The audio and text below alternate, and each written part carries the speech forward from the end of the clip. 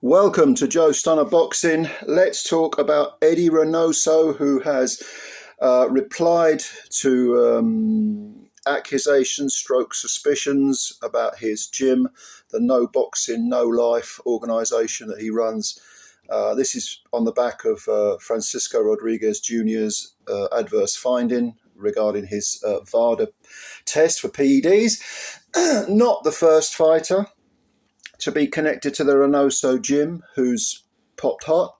And the fact, I think, that Reynoso has come out and said something, obviously he's aware of what people are saying and implying and stating outright, whatever.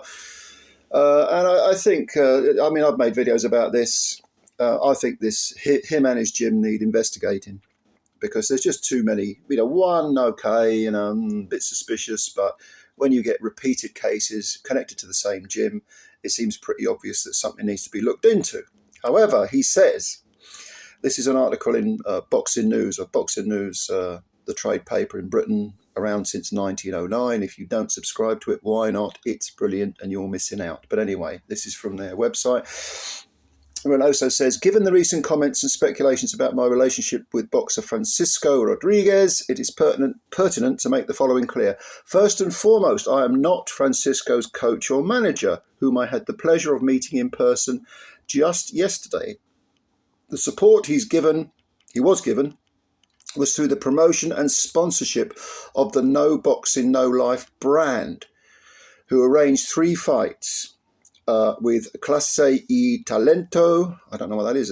Maybe that's his managerial team, Rodriguez's managerial team, I don't know, to try to support him in achieving a championship fight. So they will lend in the No Boxing, No Life brand to try and elevate him, get him some opportunities. Oh, fair enough. Reynoso then goes on to say, I had no participation of any kind in that fight, nor was I present at it. Therefore, I will not comment on it. To Francisco, all our support, and that he may overcome this obstacle. Good way of putting it, good euphemism for it. I consider it unfair that for appearing in a photo supporting Francisco Rodriguez, they want to hold me responsible for situations outside of my work. In my position as a trainer or manager, I have nothing to do with my fighters' nutrition plans. Okay, I don't cook for the fighters, I don't buy their food, I don't give them supplements, I don't recommend supplements, and I certainly don't give them banned substances. I support drug testing and clean boxing, and I hope that everyone I work with shares the same values. Right, let's unpack a bit of that. The most striking bit of that statement is that he says he has nothing to do with fighters' nutrition plans. So you as a trainer are completely unaware of what a fighter's nutrition regime is. That's what you're saying, in effect. Hard to believe, very hard to believe that a boxing trainer, obviously he wants his fighter to be at an absolute optimum level of fitness. So for him to have no interest in it at all, nothing to do with me, I find that very, very difficult to believe.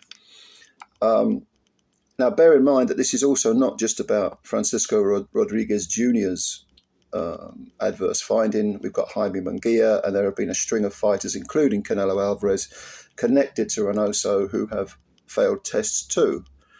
So this is not just about Rodriguez. What Reynoso says about Rodriguez, that he never trained him, that may be true. That may be very, very true. But this isn't just about him, about Rodriguez. This is about an ongoing situation with the Reynoso gym.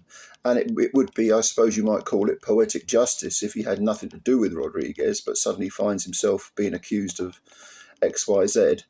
There'd be, all the planets are aligning to put the heat on Reynoso, even though he might be completely innocent regarding Rodriguez. Maybe, allegedly, whatever word exonerates me from any legal responsibility.